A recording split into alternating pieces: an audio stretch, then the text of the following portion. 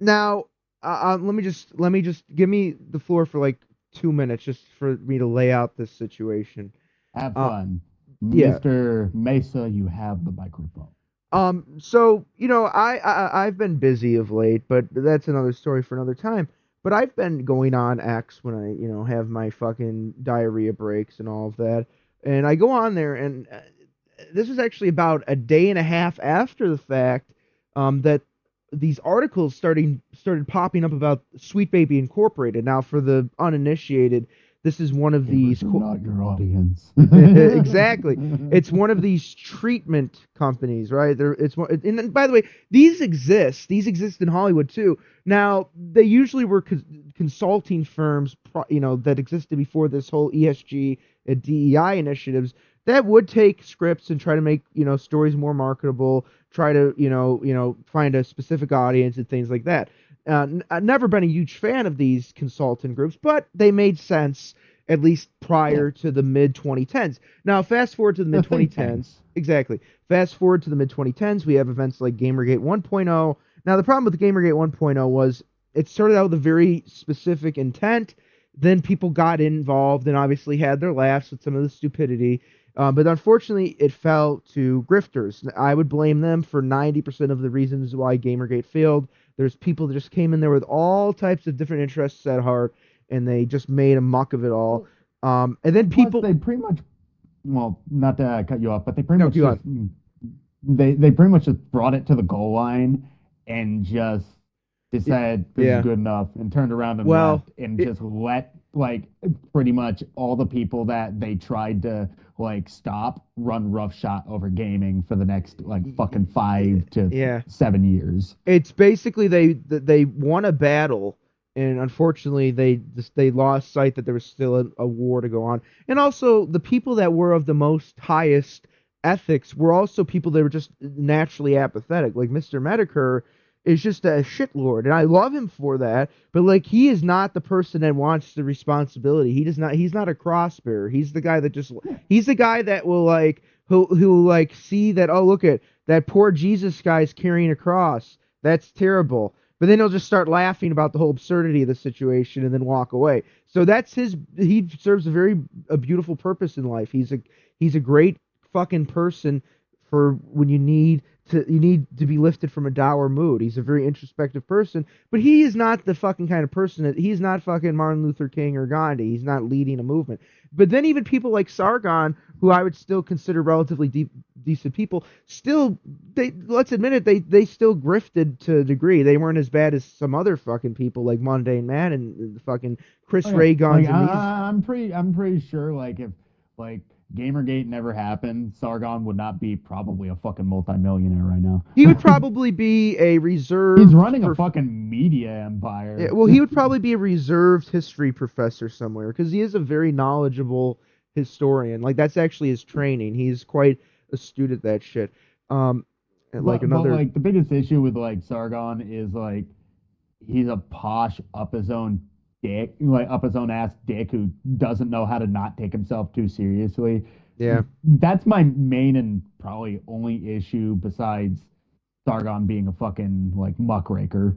And yeah, like not the kind of muckraker that actually finds shit, the kind of muckraker that just starts throwing stuff around just to yeah. make people mad and So, get more anyways, money. Gamergate 1.0 happened, and it kind of petered out. And then the funny thing was, there's kind of a nexus point because it's kind of like a preview for all the politics and shenanigans of 2016. A lot of Oh, the most same definitely. the same types of personalities appearing. But things kind of petered out. And some parts of gaming stayed fine. Other parts, though, we kind of slowly started to see the rot. We slowly started to see these articles would pop up from sites like Niche Gamer that Yeah, showed all of a like, sudden I saw a water spot in my walls, and I saw yeah, fucking Zoe Quinn sitting in the background yeah. Let me just tying a noose for Adam Holoka. so anyways, we have this fucking shit show. We have like the aftermath, and then we see like the rod in gaming. There's just these very obvious self inserts that are just fucking stupid. It's not like a fucking like buff muscle builder putting himself in Gears of War. And These are almost people. every game has the same fucking stories or the same plot Yeah. points at some point. Well, that too. I mean, but the problem is you start to see the artist. and by the way, I don't consider the wholesale of gaming to be art, but there is elements of it that I'd consider art. But you start to see that whatever you'd consider the art aspect of gaming start to denigrate. The things that actually matter start to fall to these people that have a Well, very it stops being made for a passion and starts yeah. being made Well, because it's posh. and also, like, there's people that on our side of the coin that make the wrong argument. They'll say, "Oh, I don't like my politics in gaming." It's not a question of that. There's clearly, very good stories that have a political bend to them, but the problem isn't politicking in a game story. I mean, I love Kojima's games, and he's definitely a fucking lefty. Like, there's no doubt about it.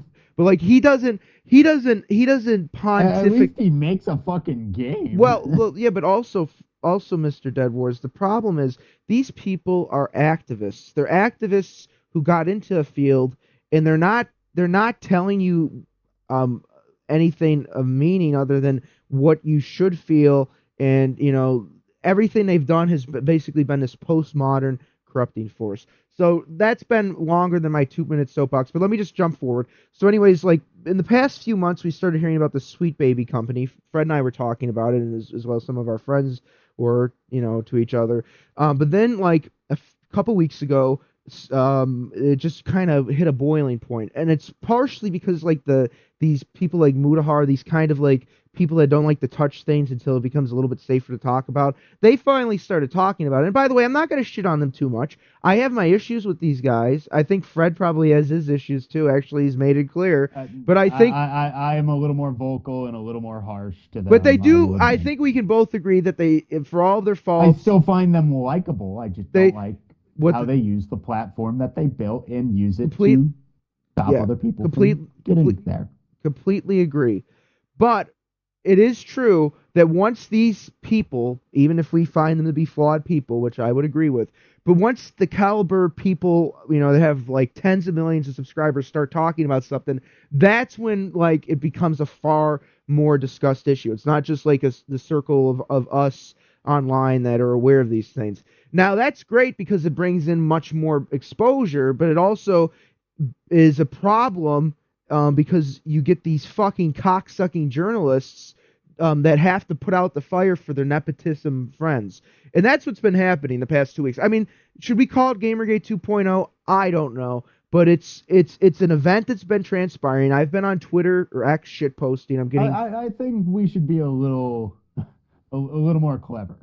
I Like think called so something like too. throw the baby out with the Yeah. bathwater. But How about go that way? uh, Because Gamergate has the stigma of like for like many reasons because it like eventually like it just turned into a bunch of retards fumbling the fucking bag so hard that we had people like fucking Zoe Quinn and Anita Sarkeesian who are fucking like charlatans, snake oil salesmen, and all around horrible people getting to talk to the fucking UN and yeah. try and ruin the fucking internet. Well, Like that's how bad these people fumbled the fucking bag with Gamergate. Don't name it Gamergate 2.0 for Christ's sake. I completely agree. But it can still have the spirit of like Gamergate. At What least that initial drive to stop five guys from fucking a fucking cow and giving her a good review. there's so much we'll talk about during the stream, but let me just give like a couple of more rundowns. So, a lot of these sites like Wired, PC Gamer, a lot of these rags started putting out articles. Basically, gamers are dead esque articles Yeah. about oh, Sweet Baby is just a small consultation firm.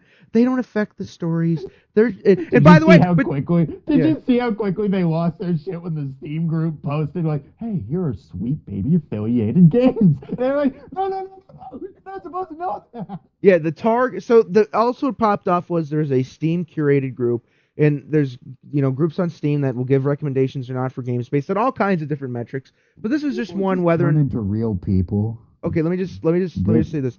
No, So sorry, I'm lamenting a bot. Keep there's going. there's just to once again add a little bit more context.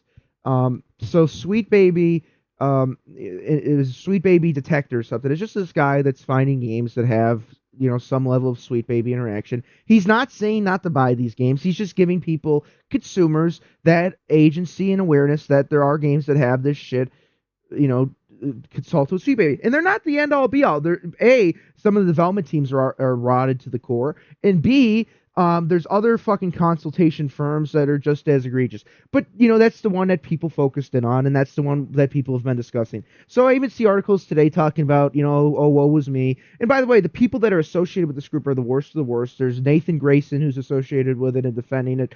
All of these just like they call conservatives deplorable, but these people are legitimately deplorable. Well, A bunch of tweets. Didn't Jason Schreier legit say, "Oh, I He knew about the blocked me. I don't fucking"? know, this fucking cocksucker. Oh, he did. I think he said something along the lines of like, "I knew about the Blizzard rape room, but I decided to sit on it and not talk about it." Yeah, so you could write a book. Yeah, so you can write a book about it, you fucking scumbag. Yeah, well, oh, good job on you, you fucking dick. yeah, I want to say some things to you. exactly. I agree. But here's the deal. The people behind this company are terrible, and what kills me is I feel so bad for the city of Montreal. I've been there several times. It's a great city. There's a lot of great people there, but they It's kind get of like New York. It's a wonderful place with a lot of good people, but the people who own the fucking place suck. And well. suck the life out of it. And then there's a bunch of fucking dickheads who are brainwashed. But here's fucking what let it kills be me. bad. It's a fucking French-speaking city, but there's all of these Anglophones. All of the Anglophones in Montreal are the most woke, fucking cuckoldry pieces. Other than like, ironically, there's actually like Gavin McInnes and Jordan Peterson were in Montreal, but like, there's like this subsection of like these incredibly woke Anglophones who like they moved to Montreal because that's like their nexus point for multiculturalism. And they actually hate anything like French culture or even Anglo culture. They just want to import a bunch of things that are just there to deconstruct Western values. These are the queers for Palestine people. The people that if they should fly to Palestine to see how long they survive when they tell them that they're fucking whatever sexual orientation they are. I'm not even getting into that, but like, this is the thing. I just want everybody to be aware of the situation. And I think the best thing you could do is not to be like, the problem is don't be the trolls that they cherry pick. I say some things on there that are, might not be the most polite, but I'm not making death threats against anybody. Nobody should do that. And by the way, 99% of the fucking death threats that these people show are probably made up and done by them. But there are like not bringing back up GamerGate. Like Brianna Wu pretty much got busted for making an entire forum telling him to kill himself. Yeah. Fuck you, Brianna. And pretty much the whole fucking thing got found out of just a bunch of fucking bot accounts of Brianna saying it to himself. It's fucking greasy people. They're greasy people. They're not worth. And they're bad people. They're such bad people. It's like a fucking caricature. It's literally like Hitler going up to you and like doing the fucking Patrick Bateman. Hey, you might want to call it with the anti-Semitic remarks. Yeah. Well, I just have two more points to make. The first point is the following. Go and engage with anybody that defends them, but do it in a way where you're making sure that you have a precise argument. I'll fling shit, but I'll actually try to like converse with these. What makes me glad about like a lot of stuff that's happening is people have so much ammo from these people being shysters like throughout their entire existence that legit they say one thing and immediately these guys are smart enough to be like, so let me find this and throw it in your face.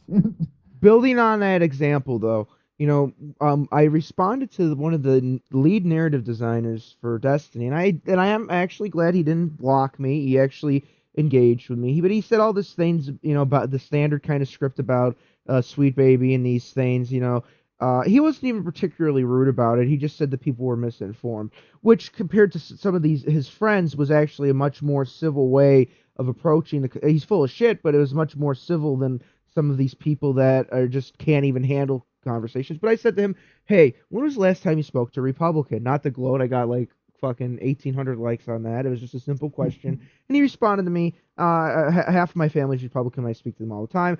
And then I had a little bit of a zinger for him, and I said, well, you should probably tell some of your journal friends and developer friends that hate Republicans that that's half of their audience, and you shouldn't shit on them. Something along those lines. And then I had a couple back and forth. I called some people the R word. Anyways, that's one example. Another example. He says retard. Yeah. Well, and here's the other example I'll tell you. This is hot off the presses, and I got like close to 600 likes. Not to gloat once again, but it's basically I said to them today. This was earlier. Basically the sweet baby method of writing, because this person basically showed, like with the Halo show, like how they got rid of the cool black character Johnson and they didn't even feature him in the show, but then they replaced two white characters with like black variants that were less cool than their original variants. Doesn't make any sense. What? That's Yeah, sweet plus baby. like, They ruined the black like characters. the only thing you can say about Keys is like they pretty much took the whole motherfucker attitude from Johnson and made fucking Keys Watered Johnson. it down a little bit though. And watered it down because he's supposed to take himself seriously. But they also took like Miranda Keys and just made her the stereotypical just like I sure like you Can I- cannot talk down to me, Yeah. like sort of person. Yeah. But anybody that like is basically, for anybody uninitiated, if you're aware of like what they did with the Halo show, that like my tweet I think is sums it up perfectly. That is Showed a his sweet. butt crack. Yeah, okay. But that's the sweet baby method. That's what they do. They'll actually have like, there actually is like cool ways to put like a diverse character in something. And not that everything needs that, but let's say the story does call for like a black character or whatever, or like a fucking gay character or a fucking Chinese character or whatever. You could do that in a way that's like meaningful, but also not base their entire fucking identity around it. But they base their entire identity around it and they make it to a cesspool. Can I give you my second point though? Tokenism. Yeah, exactly. Can I give you my second point, and then we'll jump right into Halo, because this is I just want to read a tweet, because this sums up what I was trying to. But I think we were both saying. But let me just build you some context. So Matt Walsh, who's like a serial hater of video games. I never cared for the guy. He's a conservative, but I never liked him. He's a boilerplate kind of George W. Bush conservative, one of these like neocons. So a rhino. Yeah, he's a well. He has some general conservative principles. He's, I wouldn't say he's a rhino, but he borders it sometimes. But he's one of these conservatives that doesn't care to interface in art. He just like frowns upon it, which is why like these people have won anyways. Like, for all the faults of someone like Razorfist or myself, I think we're both people that want like conservatives to get into art. So then there's like at least the yin and the yang. But he's one of these people that shitted on games, he shitted on gamers, and now he's kind of grifting. So let me just read, because he's basically talking about this, which, it's fine that he's talking about it, but the fact that he's trying to put himself as a figurehead and represent himself as like the first mainstream person to talk about this. Bull fucking shit. So, yeah, let me just say this. This is from Aaron Alexander. He's actually an indie dev, pretty cool guy. He said, we learned from this last time. Keep the grifters from co-opting. He's talking about GamerGate 1.0. He's bringing up Matt Walsh and the Daily Wire are like Chris Raygun, Shoe on Head, and Matt Jarble were the last go-around. Don't fall for this crap this time around, especially since we have better influencers to choose from. And I'm paraphrasing what Aaron Alexander said. That is 100% true. There are so many better voices out there. Almighty Lolly. Who was the gentleman you sent, Fred, that did the Senran Cogger video? God, I can't even remember his name right now because I literally just found him. Let me tell you, like that guy literally broke down the entire like thing about like Sony just ethnic weeb. Off. Yeah, ethnic like pretty much he like goes through the entire rigmarole as to like Sony's like archaic policy just to kill off titty games. And like even it even changes games that are specifically not like super fan servicey. Like it's just weird. Yeah, I'm really concerned for the Stellar Blade developers, because after watching that video, is Sony going to basically, if that game's a success, are they going to like pull shenanigans and force them to like make future entries less sexual?